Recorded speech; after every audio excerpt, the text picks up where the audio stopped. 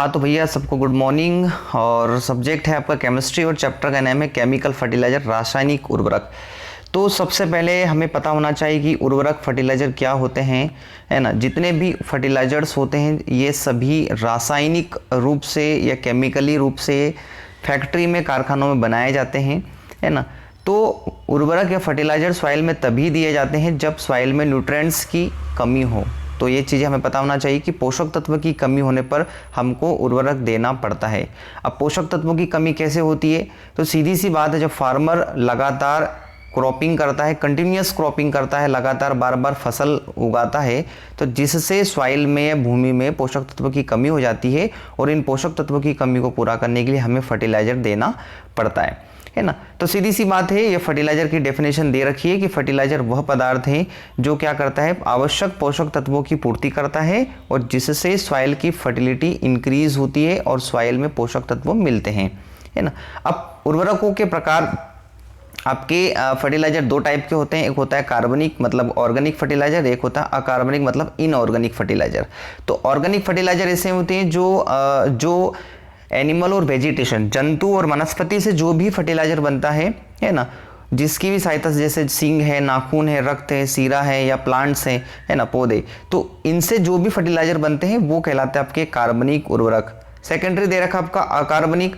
अकार्बनिक का मतलब ये कि जो कृत्रिम रूप से, मतलब जो कारखानों में बनाए जाते हैं, जो मनुष्य के द्वारा बनाए जाते हैं, फैक्ट्री में बनाए जाते हैं, उन्हें हम लोग अकार्बनिक उर्वरक बोलते हैं, जिनमें आपकी नाइट्रोजन, फास्फोरस, पोटास की मात्रा पाई जाती है ना। तो एनपीके कार्बनिक उर्वरक में भी पाए जाते हैं, अकार्बनिक उर्वरक में भी पाए जाते हैं, पर ज़्यादातर जो एनपीके मिलता है आपका नाइट्रोजन, फास्फोरस और पोटास का जो प्रतिशत होता है वो अकार्बनिक उर्वरक में ज़्यादा होता है ना, क्योंकि इन्हें हम कृत्रिम रूप से बनाते हैं, है ना। तो ये चीज़ हमें पता होना चाहिए। अब हम जो पढ़ेंगे वो है हमारा इनऑर्गेनिक फर्टिलाइजर्स के टाइप्स क्या है। सबसे पहले तीन मुख्य पोषक तत्व होते हैं, है ना, जिसमें नाइट्रोजन, फास्फोरस और पोटास। वो सबसे ज़्यादा सॉइल में इन्हीं की डिफिशियंसी मतलब कमी होती है ना। तो सबसे ज़्यादा नाइट्रोजन की होती है, फिर पोटास की होती है और फिर आपकी नाइट्रोजन की होती है, फिर फास्फोरस की और फिर पोटास की होती है। अब सबसे पहले दे रखा है नाइट्रोजन युक्त उर्वरक। नाइट्रोजन युक्त उर्वरक मतलब नाइट्रोजनस फर्टिलाइजर, ऐसे फर्टिलाइजर जिससे सॉइल में क्या मिलता है, नाइट्रोजन की पूर्ति, नाइट्रोजन की प्राप्ति होती है। अब नाइट्रोजन का मेन सोर्स क्या है, नाइट्रोजन का जो मेन सोर्स है आपका वो है ऑर्गेनिक मैटर, जैविक पदार्थ। ये हमें पता होना चाहिए, क्योंकि केमिस्ट्री के पॉइंट ऑफ व्यू से, और ये चैप्टर ऑलरेडी हम फसल उत्पादन में, क्रॉप प्रोडक्शन में डिस्कस कर भी चुके हैं, फिर भी केमिस्ट्री के पॉइंट ऑफ व्यू से इंपॉर्टेंट चीजें हम लोग इसमें देखेंगे। सबसे पहले हमें पता होना चाहिए कि एटमॉस्फेयर में जो नाइट्रोजन का जो परसेंट होता है वो कितना होता है, 78% होता है। अब सबसे इंपॉर्टेंट जो एग्जाम में क्वेश्चन आता है, जिस पीछे दे रखा है पीएटी। अब क्या होता है कि आपको नाइट्रोजन स्थिरीकरण चक्र पता होना चाहिए, नाइट्रोजन फिक्सेशन साइकिल पता होना चाहिए। इसमें क्या होता है कि जो लेग्यूमिनेसी फैमिली की जो भी क्रॉप्स होती है, इनकी जो रूट्स होती है, जड़ें होती है, उनमें नोड्यूल्स पाई जाती है, गांठें पाई जाती है, और उस पर राइजोबियम जो जीवाणु होता है ये पता होना चाहिए, है ना। नाइट्रोजन स्थिरीकरण में जीवाणु सहायक होता है, जीवाणु जो बैक्टीरिया होता है वो हेल्पफुल होता है। कौन सी स्पीसीज है आपकी, राइजोबियम, है ना, ये पता होना चाहिए। अब अलग अलग क्रॉप्स के लिए राइजोबियम की अलग अलग स्पीसीज होती है, ठीक है। तो इन्हें नाइट्रोजन हमको अलग से नहीं देना पड़ता है, ओके, क्योंकि जो लेग्यूम क्रॉप्स होती है ये ऑलरेडी नाइट्रोजन स्थिरीकरण या नाइट्रोजन फिक्सेशन साइकिल से नाइट्रोजन एटमॉस्फेयर की अपनी ओर खींचती है ना, और ये किसको मिल जाती है, प्लांट्स को अवेलेबल होती है। तो ये पता होना चाहिए और एग्जाम में क्वेश्चन आया हुआ है। अब जितने भी नाइट्रोजनस फर्टिलाइजर होते हैं, जब इनको हम सॉइल में, मिट्टी में डालते हैं तो प्लांट्स इसको किस रूप में ग्रहण करते हैं। सबसे ज़्यादा हमें पता होना चाहिए NO3 मतलब नाइट्रेट फॉर्म में, और सेकंड जो होता है NH4+ मतलब अमोनिकल फॉर्म में या अमोनिया के रूप में होता है, ठीक है। ये इंपॉर्टेंट है आपके लिए। फिर दे रखा है ये डायग्राम, आप देख लीजिएगा, नाइट्रोजन NPK का डायग्राम दे रखा है। अब सबसे इंपॉर्टेंट आपका जो हम इसमें इंपॉर्टेंट फर्टिलाइजर के बारे में डिस्कस करेंगे, पहला दे रखा अमोनियम सल्फेट। अमोनियम सल्फेट का फॉर्मूला दे रखा है NH4/SO4। इसे सिंदरी उर्वरक के नाम से बोलते हैं, सिंदरी फर्टिलाइजर, क्योंकि बिहार में एक इस प्लेस का नाम है सिंदरी, और वहाँ पर ये इसको बनाया जाता है। इसका जो फैक्ट्री है, जो कारखाना है, वो सिंदरी बिहार में, इसलिए इसको सिंदरी फर्टिलाइजर के नाम से भी बोलते हैं। हमें इंपॉर्टेंट यहाँ से देखना है नाइट्रोजन का परसेंटेज कितना होता है। 21% इसमें नाइट्रोजन का परसेंट होता है। इसको निर्माण, इसको बनाने की क्या है भैया, वो देखते हैं हम लोग। अमोनियम सल्फेट का निर्माण जो करते हैं जिप्सम और अमोनिया के जली विलयंस के साथ मिश्रण बना के करते हैं। इतना एटमॉस्फेरिक प्रेशर होता है और कार्बन डाइऑक्साइड इसमें हम लोग फ्लो करते हैं, ठीक है। ये इक्वेशन आप लोग देख लीजिएगा, मैं इक्वेशन के बारे में डिस्कस नहीं करूंगा। अब इसका क्या यूज़ है, तो इसमें 24% NH3 मतलब अमोनिया होती है। ये पर्टिकुलर जो आपकी मेज है, पोटैटो है और आपका राइस है ना, इनके लिए सबसे सुटेबल फर्टिलाइजर होता है। सबसे बेस्ट धान के लिए, पैडी के लिए सबसे बेस्ट सुटेबल फर्टिलाइजर आपका अमोनियम सल्फेट ही होता है। अब इसका जो प्रभाव जो होता है जब हम इसको अप्लाई करते हैं तो ये मृदा को क्या करता है, एसिडिटी क्रिएट करता है, मतलब मृदा में अम्लीयता छोड़ता है। ठीक है, तो इसका जो अम्लीयता तुल्यांक मतलब जो एसिडिटी इक्विवेलेंट जो होता है ये 1110 होता है, एक वैल्यू है, ये आपको याद रखना पड़ेगा, है ना। बाकी आप देख लीजिएगा, ये लवणी मृदा के लिए सबसे उपयुक्त, लवणी मृदा मतलब जो सेलाइन सॉइल होती है ना, उनके लिए सॉल्टी जो सॉइल होती है उसके लिए सबसे बेस्ट होता है ना। ये क्वेश्चन इंपॉर्टेंट है।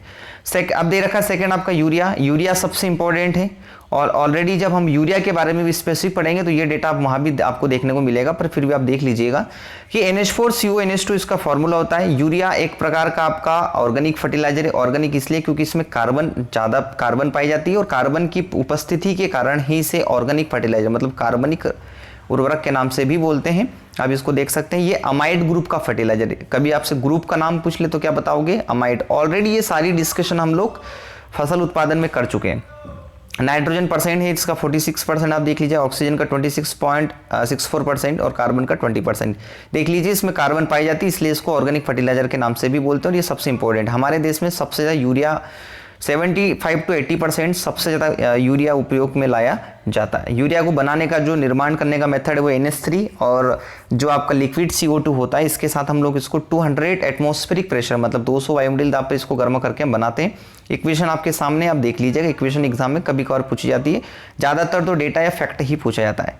सेकंड दे रखा कैल्शियम साइनामाइड, ये भी यूरिया के ग्रुप का मतलब अमाइड ग्रुप का ही एक फर्टिलाइजर है ना। ये भी उसमें दे रखा है कि आप इससे बना सकते हैं, पर चूंकि इसमें आप देख लीजिएगा ज़्यादा इतना इंपॉर्टेंट नहीं है, यूरिया इंपॉर्टेंट है। यूरिया को उर्वरक के रूप में सर्वाधिक उपयोग करते हैं, ये बता चुका हूं, आप लोग लिख लीजिएगा। 75 to 80% सबसे ज़्यादा यूरिया का प्रयोग किया जाता है, इसलिए यूरिया को किंग ऑफ फर्टिलाइजर मतलब उर्वरकों का राजा भी कहा जाता है। यूरिया मृदा में अमोनियम कार्बोनेट में परिवर्तित होकर नाइट्रेट में परिवर्तित होता है। देखिए सीधी सी बात है, जब यूरिया को खेतों में या सॉइल में डाला जाता है तो सबसे पहले अमोनियम कार्बोनेट में बदलता है, और यहाँ से कार्बोनेट अलग हो जाता है, अमोनियम हमें मिल जाती है। जब अमोनियम मतलब वही नाइट्रिफिकेशन की क्रिया स्टार्ट हो जाती है। ठीक है, तो अल्टीमेटली प्लांट्स को क्या मिलता है, प्लांट्स को जो नाइट्रोजन मिलती है वो नाइट्रेट के रूप में मिलती है ना। तो पौधा जो प्लांट होता है वो नाइट्रोजन को नाइट्रेट के रूप में ग्रहण करता है। और जो पेडी क्रॉप होती है, धान और आलू, ये पोटैटो और पैडी, ये दो ऐसी क्रॉप है जो नाइट्रोजन को सिर्फ अमोनिकल या अमोनियम के रूप में ग्रहण करती है। यूरिया को गर्म करने पर दो अणु मिलाकर बायोरेट का निर्माण करते हैं, बहुत इंपॉर्टेंट है भैया। ठीक है, यूरिया के जब यूरिया को हीट किया जाता है, हाई टेम्परेचर पे हीट करते हैं इसको हम लोग, है ना, तो यूरिया के जब दो मॉलिक्यूल्स बन जाते हैं तो उससे बनता है आपका बायोरेट, है ना। बायोरेट कहीं ना कहीं आपके लिए फसल के लिए हार्मफुल होता है, नुकसानदायक होता है ना, तो दे रखा है फसल हेतु हानिकारक है। ठीक है, तो NH2CONH2 के दो यूरिया के मॉलिक्यूल्स मतलब अणु मिले और आपका बायोरेट का फॉर्मूला क्या दे रखा है, NH2CONH2, और यहाँ से आपका NH3 अलग हो जाता है। ठीक है, तो इसका भैया सॉइल में जो प्रभाव होता है वो अम्लीय प्रभाव होता है, परंतु फिर भी आप इसको लवणी मृदा में जो सॉल्टी सॉइल होती है ना, उसमें भी इसका प्रयोग कर सकते हैं। यह एक सरल उर्वरक है, ये एग्जाम में क्वेश्चन पूछा गया। सरल उर्वरक इसलिए भैया क्योंकि देखिए सरल उर्वरक है स्ट्रेंथ फर्टिलाइजर या एकल उर्वरक, इस सरल उर्वरक को हम लोग एकल उर्वरक भी बोलते हैं। क्यों? क्योंकि आपको पता है यूरिया में सिर्फ जो हमारे तीन मुख्य पोषक तत्व नाइट्रोजन, फास्फोरस और पोटास, इन तीनों में सबसे ज्यादा यूरिया में एक ही पाया जाता है, नाइट्रोजन ही पाई जाती है। नाइट्रोजन का जो प्रतिशत है वो कितना है, 46% है। यूरिया में ना फास्फोरस पाई जाती है ना ही पोटास पाया जाता है ना। इसलिए यूरिया को सरल उर्वरक या सिंपल फर्टिलाइजर या स्ट्रेंथ फर्टिलाइजर, है ना, या आपका इसको हम लोग बोलते हैं आपका ये एकल उर्वरक। ठीक है, अब उसको देख लीजिएगा। कैल्शियम साइनामाइड ऑलरेडी हम डिस्कस कर ही चुके हैं, है ना। कैल्शियम साइनामाइड के बारे में हम लोग देख चुके हैं। कैल्शियम साइनामाइड को हम नाइट्रोलियम फर्टिलाइजर के नाम से बोलते हैं और इसमें 21% नाइट्रोजन होती है। ठीक है, इक्वेशन आपके सामने, अब इसको देख लीजिएगा, बाकी इंपॉर्टेंट है। से फोर्थ है बेसिक कैल्शियम नाइट्रेट। तो बेसिक कैल्शियम नाइट्रेट मतलब सीधा जानते हैं आप लोग, इसका फॉर्मूला दे रखा है। इसको बनाने का जो मेथड है वो आपका कैल्शियम कार्बोनेट को जब आपका डाइल्यूट HNO3 होता है, इससे हम जब इसको रिएक्शन करवाते हैं तो आपका नाइट्रेट में CO मिलाते हैं। ठीक है, उपयोग करके दे रखा है, नॉर्वे में सबसे अधिक उपयोग करते हैं और नॉर्वेजियन सॉल्ट पीटर के नाम से भी इसको बोलते हैं। इसमें जो नाइट्रोजन होती है वो 15% होती है। ठीक है, फिफ्थ इंपॉर्टेंट है आपका कैल्शियम अमोनियम नाइट्रेट, जिसको हम केन के नाम से बोलते हैं भैया। ठीक है, केन CAN, ठीक है। और इसे नांगल फर्टिलाइजर के नाम से भी बोला जाता है, एक उदासीन उर्वरक है। सबसे इंपॉर्टेंट भैया ये, ठीक है, क्योंकि देखिए अमोनियम पे प्लस माइनस, अब अमोनियम पे आपका प्लस होता है, नाइट्रेट पे आपका माइनस होता है, दोनों आपके जीरो हो जाता है, मतलब न्यूट्रल हो जाता है। तो सीधी सी बात है, जब इसको आप सॉइल में डालते हो तो इसका जो प्रभाव है, जो इसका इफेक्ट है ना, वो आपका क्या होता है, उदासीन होता है। उदासीन का मतलब होता है न्यूट्रल, है ना आपका अम्लीय होगा न क्षारीय होगा। कैसे बनाए जाते हैं तो भैया ऊपर बता ही चुके हैं, कैल्शियम कार्बोनेट की रिएक्शन करके इसको बनाते हैं। इसमें 25% नाइट्रोजन होती है, सबसे इंपॉर्टेंट है। अब भैया देखिए इसमें नाइट्रोजन दो रूप में, नाइट्रोजन को पता है दो ग्रहणीय रूप है, नाइट्रेट और अमोनियम, ठीक है। तो 50% आपकी नाइट्रोजन किस रूप में होती है, नाइट्रेट के रूप में होती है, और 50% जो होती है अमोनियम के मतलब NH4+ के रूप में होती है, ठीक है। इस तरह से ये उदासीन हो जाए आपका उर्वरक है। और सबसे इंपॉर्टेंट जो एग्जाम में क्वेश्चन पूछा जा चुका है वो है कि किसान खाद या सोना खाद या केन, अमोनियम कैल्शियम अमोनियम नाइट्रेट को 3 नाम से जाना जाता है, किसान खाद, सोना खाद या केन खाद के नाम से इसे बोला जाता है। अगला दे रखा आपका अमोनियम नाइट्रेट NH4NO3, चूंकि अमोनियम और नाइट्रेट ये सबसे इंपॉर्टेंट है। और इसको बनाने का जो दे रखा आपका नाइट्रिक अम्ल, और इसको अमोनिया से रिएक्शन करके बनाते हैं, ठीक है। इसका उत्पादन हेबर विधि द्वारा करते हैं, सबसे इंपॉर्टेंट भैया। अब हेबर विधि हमको ज़्यादा इस डिटेल में जाना नहीं, पर इतना पता होना चाहिए कि इस अमोनिया का जो उत्पादन होता है हेबर विधि के द्वारा होता है। ऑस्टवाल्ड विधि द्वारा नाइट्रिक अम्ल का उत्पादन किया था। ये सब आप जब ऑर्गेनिक केमिस्ट्री पढ़ेंगे तब आपको वहाँ सारा चीज़ देखने को मिलेगा। अब अमोनियम नाइट्रेट में जो इंपॉर्टेंट है वो 33 to 35% नाइट्रोजन पाई जाती है, और सबसे विस्फोटक फर्टिलाइजर है। सबसे इंपॉर्टेंट भैया ये विस्फोटक का मतलब होता है कि ये बम बनाने में जो एक्सप्लोजिव फर्टिलाइजर के रूप में यूज होता है, ओके। तो इस तरह से हमने नाइट्रोजनस फर्टिलाइजर के बारे में डिस्कस कर चुके हैं। इंपॉर्टेंट चीजें पढ़ना है, ठीक है। सेकंड दे रखा फॉस्फोरस युक्त उर्वरक, मतलब फॉस्फेटिक फर्टिलाइजर, जिसमें आपका दे रखा है कि इसमें अच्छा फॉस्फोरस के बारे में हम लोग पहले डिस्कस कर लेते हैं। सॉइल में सबसे ज़्यादा नाइट्रोजन की डिफिशियंसी होती है, देन सेकेंडरी आपकी फॉस्फोरस की होती है। नाइट्रोजन का मेन कार्य क्या है, पौधों में वानस्पतिक वृद्धि को बनाना, है ना, या उसको इंक्रीज करना, वेजिटेटिव पार्ट को इंक्रीज करना, प्लांट को ग्रीन कलर प्रोवाइड करवाना, ठीक है, क्लोरोफिल को बढ़ाना। अब फास्फोरस का मेन काम है प्लांट में, वो है रूट डेवलपमेंट, जड़ का विकास करना, सबसे इंपॉर्टेंट यही होता है। बाकी और भी इसके सेकेंडरी वर्क तो हैं। इन सभी में हमको फर्टिलाइजर के बारे में देखना है। तो सिंगल सुपर फास्फेट, अगर आपसे पूछे कि नाइट्रोजनस फर्टिलाइजर है उसमें सबसे ज़्यादा यूज किसका होता है, तो यूरिया का होता है, ठीक है। अगर फास्फोरस युक्त में पूछे तो सबसे SSP सिंगल सुपर फास्फेट, जिसे हम लोग क्या बोलते हैं भैया, calcium super phosphate of lime के नाम से बोलते हैं। इसका निर्माण डेन विधि के द्वारा करते हैं, ठीक है। इसको बनाना, इसका जो निर्माण किया जाता है वो आपका हड्डी की रॉक या रॉक फॉस्फेट जो होता है, और इनको फ्लोरेपेटाइट को बारीक पीसकर H2SO4, मतलब आप डायरेक्टली बता सकते हो कि रॉक फॉस्फेट की जब सल्फ्यूरिक अम्ल H2SO4 के साथ रिएक्शन करते हैं तो हमें SSP मतलब सिंगल सुपर फास्फेट का निर्माण होता है। ये वाटर सोल्यूबल फर्टिलाइजर है, जल विलेय उर्वरक होता है। 16% इसमें क्या होती है, P2O5 होती है, 18% इसमें कैल्शियम होती है, और 12% इसमें गंधक। गंधक का मतलब होता है भैया सल्फर, कंफ्यूज नहीं होना है, ठीक है। डेटा इंपॉर्टेंट है, ये पूछता है आपसे। अब सिंगल सुपर फास्फेट तो हो गया है, इसी का सेकंड दे रखा डबल, ठीक है। डबल में आप याद रखिए इसको, क्योंकि हम तो फॉस्फेटिक फर्टिलाइजर पढ़ रहे हैं, तो 16%, डबल में इसका डबल हो जाता है 32% के अप्रोक्स में, ठीक है। तो P2O5 की मात्रा कितनी होती है, 32 से 35% होती है, कैल्शियम 14% होती है, और इसमें जो सल्फर होती है वो 1.6% होती है, ठीक है। बाकी अब इसका निर्माण देख लीजिएगा। इसी तरह से आपका ट्रिपल है, TSP जिसको हम लोग बोलते हैं, इसे फॉस्फेट है, इलेक्ट्रॉस भी बोलते हैं, ये इंपॉर्टेंट है। निर्माण कैसे करते हैं ये सब आपको पता ही है, ठीक है। अब देखिए जो फॉस्फेटिक फर्टिलाइजर होता है ये बेसल एप्लीकेशन में यूज होता है। बेसल मतलब होता है कि at the time of sowing, बुआई के समय किसान क्या करता है कि जितने भी फॉस्फोरस फर्टिलाइजर होते हैं इनको एक ही बार में कहाँ दे देता है, सॉइल में अप्लाई कर देता है।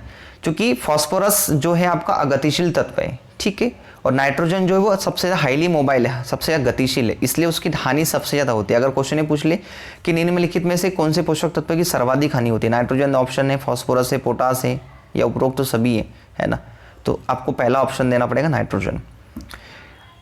फोर्थ दे रखा है मोनो अमोनियम फॉस्फेट, मतलब MAP, इसे एमोफॉस के नाम से बोलते हैं। 11% इसमें नाइट्रोजन होती है और 48 से 52% इसमें P2O5 होता है, ये अम्लीय प्रकृति का होता है, ठीक है। निर्माण किसे करते हैं आप लोग सब देख लीजिए, रिएक्शन सब आपको देखना पड़ेगा। DAP सेकंड दे रखा है, DAP के बारे में हमें बहुत अच्छे से डिटेल पता होना चाहिए। DAP एक ऐसा उर्वरक है जिसमें नाइट्रोजन भी पाई जाती है और फॉस्फोरस भी पाई जाती है, ठीक है। तो 18% तो नाइट्रोजन है, 46% इसमें P2O5 है। और एक जटिल उर्वरक, जटिल का मतलब कॉम्प्लेक्स फर्टिलाइजर, क्योंकि भैया अब देखो हमने यूरिया पढ़ा था तो वहाँ एकल उर्वरक था या सिंगल था, क्यों? क्योंकि उसमें नाइट्रोजन मिलती है सिर्फ, है ना, उसमें फास्फोरस पोटास नहीं मिलता। जबकि डीएपी में क्या होता है, डीएपी में आपका नाइट्रोजन भी है, फॉस्फोरस भी है, डीएपी में पोटास नहीं मिलता है, ठीक है। तो जटिल उर्वरक है, ये इंपॉर्टेंट है, ठीक है। ल्यूनाफॉस के बारे में आप लोग देख लीजिएगा। ल्यूनाफॉस में जो होता है आपका मोनो अमोनियम फॉस्फ होता है और मोनो अमोनियम सल्फेट, इन दोनों का मिश्रण होता है और आपका ल्यूनाफॉस बनता है। 18% नाइट्रोजन, 21% P2O5। इसी तरह आपका थर्ड क्या दे रखा, पोटासिक उर्वरक। पोटासिक मतलब पोटास, जिससे हमको पोटास मिलता है ना, पोटास जो तत्व है आपके उसकी पूर्ति होती है। अब इसका जो अणुसूत्र है इसको K2SO4, पहला जो आपका सबसे इंपॉर्टेंट फर्टिलाइजर वो आपका पोटेशियम सल्फेट, ठीक है। अणुसूत्र इसको हम बताते हैं K2SO4 से। अब 48 से 52% तो इसमें क्या होती है, पोटेशियम होती है, ओके। और इसे सेलेनाइट और सिल्वनाइन मिलाकर प्राप्त करते हैं, मतलब इसको बनाने की विधि आपके सामने दे रखी है। बहुत कम एग्जाम में ये मेथड पूछता है, पर फिर भी हमें पता होना चाहिए। सेकेंड आपका जो पोटासिक है वो दे रखा है आपका म्यूरेट ऑफ पोटास, जिसको म्यूरेट ऑफ पोटास को MOP के नाम से बोलते हैं। और इसका जो मोलिकुलर फॉर्मूला है वो आपका KCl है। KCl मतलब होता है आपका म्यूरेट ऑफ पोटास या पोटेशियम क्लोराइड, इसको ये पोटेशियम क्लोराइड के नाम से बोलते हैं, ठीक है। और ये प्रकृति में जो होता है वो सिल्वनाइन और कार्बोनाइट के रूप में मिलता है। 60% इसमें 59 to 60% इसमें क्या होती है आपकी K2O होती है, ठीक है। और MOP को कार्बोलाइट के नाम से भी हम लोग, मतलब कार्बोलाइट से भी प्राप्त इसको बनाया जा सकता है, वो देख लीजिएगा आप लोग। पोटेशियम नाइट्रेट जिसको सोरा के नाम से बोलते हैं, KNO3। अच्छा, पोटेशियम नाइट्रेट नाम से पता चल रहा है, पोटेशियम इसमें पोटास भी है और नाइट्रेट मतलब नाइट्रोजन भी है, ठीक है। इसमें 44% आपकी K2O होती है, 44% K2O होती है, देख लीजिएगा ये भी। अगला आपका जो दे रखा, मैं ऑलरेडी इसके बारे में पहले डिस्कस कर चुका हूँ, नाइट्रोजन स्थिरीकरण। ये क्या होता है, नाइट्रोजन फिक्सेशन, एक तरह का ऐसा चक्र होता है जिसमें एटमॉस्फेयर की, मतलब वायुमंडल की जो फ्री नाइट्रोजन है ना, कुछ ऐसी क्रॉप्स होती है, क्रॉप्स का नाम पूछे तो लेग्यूमिनेसी फैमिली की क्रॉप्स, मतलब दलहनी फसलें, है ना। ये क्या करती हैं कि इनकी जड़ों पर गांठें पाई जाती है और गांठों पर राइजोबियम नामक जीवाणु होता है। इन दोनों के बीच में सहजीवी संबंध होता है ना। ये रहने के लिए उसको प्लेस देते हैं, स्थान दे देते हैं। और राइजोबियम जो जीवाणु होता है वो क्या करता है आपका कि एटमॉस्फेयर की जो नाइट्रोजन है उसको अपनी ओर आकर्षित करता है, ठीक है। स्वतंत्र जीवाणु जो है वो एजोटोबैक्टर या फ्री करते हैं, ठीक है। जो आपका वायवीय होता है